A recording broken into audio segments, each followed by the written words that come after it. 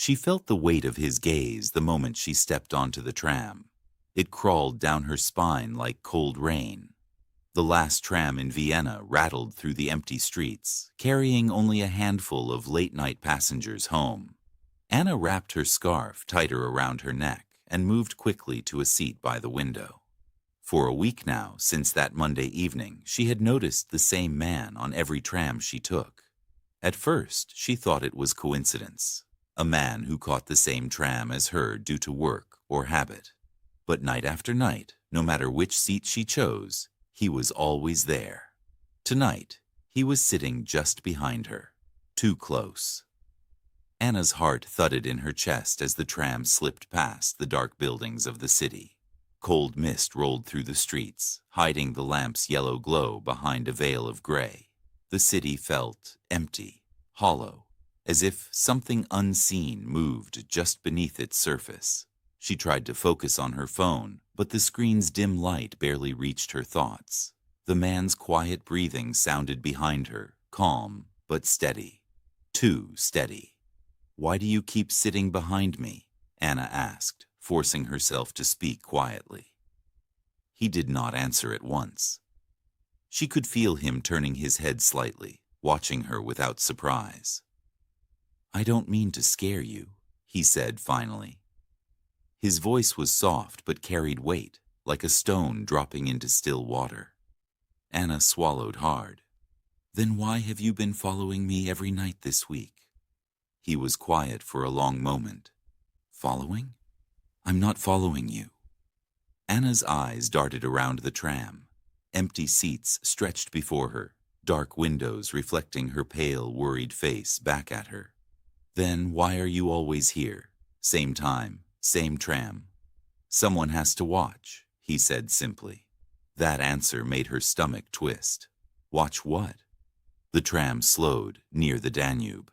Anna looked toward the quiet riverbank, her breath forming small clouds in the cold air. The city outside gleamed with old buildings and empty streets, silent except for the steady hum of the tram wheels. Her mind flashed back to Monday evening when she first noticed him, sitting 3 rows ahead, never looking directly at her, but somehow always aware of where she was. Tuesday, he had moved closer. Wednesday, closer still. Each night, he seemed to know exactly which car she would choose, which seat she preferred. She shifted uncomfortably.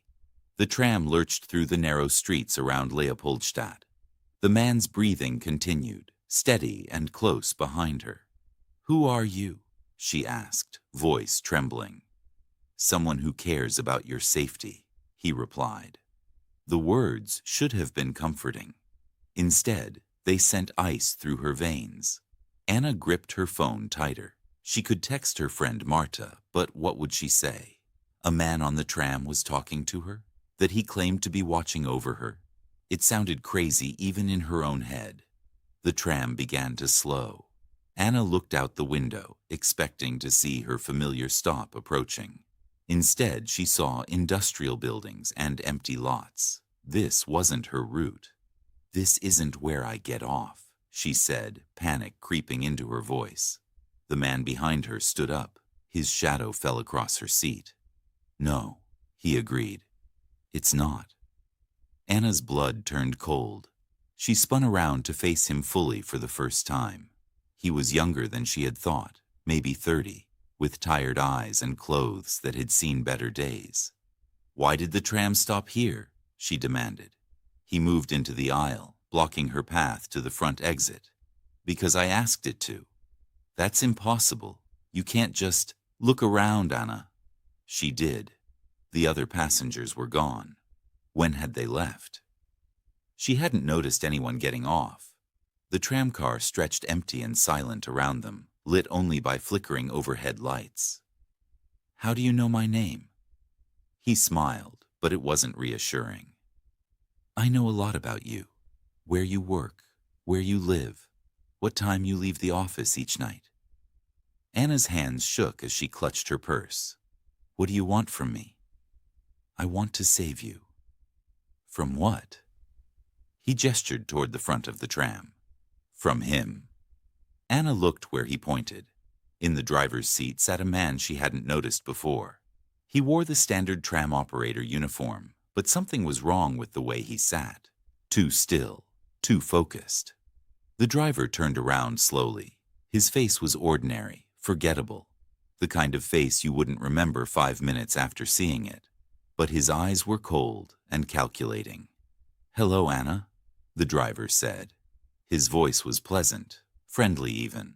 "I've been looking forward to meeting you properly." Anna's world tilted. "I don't understand." The man behind her, the one she had feared all week, spoke quietly. "He's been driving your route every night, learning your patterns. Tonight was supposed to be when he made his move." The driver chuckled. "You've been very predictable, Anna. Same tram, same time, usually the same seat. It made planning so much easier." "Planning what?" Anna whispered. "Your disappearance." The word hung in the air like a physical weight. Anna felt her knees go weak. The man behind her continued. "I've been trying to warn you, following your trams, sitting close enough to intervene if needed. But I couldn't figure out how to tell you without sounding crazy." Anna looked back and forth between them. "So you're—" "A police officer, Detective Weber. I've been tracking him for 3 months." The driver's friendly mask slipped. "You ruined everything, Weber. Months of preparation." Detective Weber kept his eyes on the driver while speaking to Anna.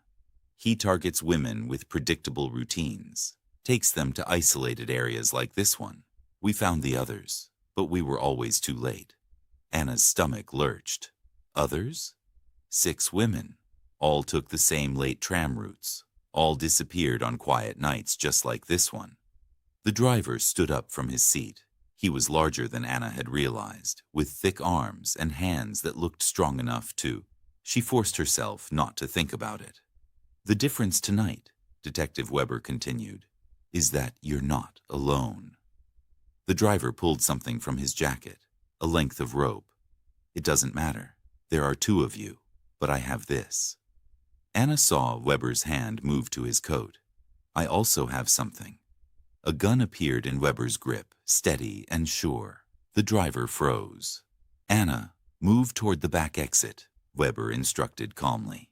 "Slowly." Anna's legs felt like water, but she managed to stand and edge toward the rear of the tram. The door was only a few steps away. "You can't prove anything," the driver said to Weber. "I was just doing my job, driving the tram." "The rope suggests otherwise, as does the location. This isn't part of any official tram route." The driver's eyes flickered with something desperate. She would have just disappeared. No one would have known. "But someone did know," Weber replied. "Someone was watching." Anna reached the back door. Her hand found the emergency release. "Go," Weber told her. "Run toward the main road. Call for backup." Anna hesitated. "What about you?" "I'll be fine. This is what I trained for." She pushed the door open. Cold air rushed in, carrying the scent of snow and distant traffic. Anna stepped down onto the empty street. Behind her, she heard Weber speaking into a radio. "This is Detective Weber. I need immediate backup at the old industrial area near Simmering. Suspect in custody." Anna ran toward the lights of the main road, her breath forming clouds in the freezing air. Her phone buzzed as she reached the street. A text from her friend, Marta. "Where are you? You should have been home by now." Anna looked back at the tram, sitting silent and still in the abandoned lot. Through the windows, she could see Weber handcuffing the driver. For a week, she had been terrified of the wrong man. The person following her had been trying to save her life, while the person she trusted, the anonymous driver she never really looked at, had been planning to end it. 20 minutes later, police cars surrounded the scene. Anna gave her statement to a female detective while paramedics checked her for shock. "You're very lucky," the detective told her. "Detective Weber has been working this case for months. He suspected this driver, but needed evidence. So he used me as bait? He was protecting you. If he hadn't been there tonight." Anna didn't want to think about what might have happened. As dawn began to break over Vienna, Anna finally went home. The city looked different in the morning light, safer, more familiar.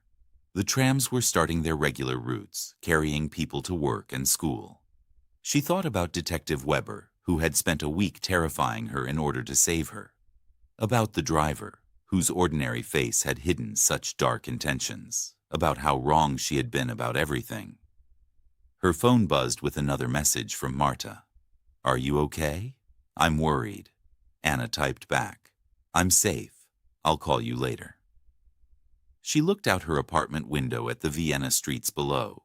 People were walking to work, boarding trams, starting their normal day. None of them knew how close she had come to never seeing another morning. Anna realized she would never take safety for granted again. She would never assume that the obvious threat was the real threat. And she would never forget that sometimes the person who seems most dangerous is actually the one trying to save your life. The morning sun broke through the clouds, casting long shadows across the city. Vienna hummed with life, beautiful, complex, and hiding its secrets in plain sight. Anna made coffee and sat by her window, watching the world wake up. Tonight, she would take a different route home. Tomorrow, she would be more careful, more aware. But today, she was simply grateful to be alive. The darkness had followed her all the way home, but somehow the light had won.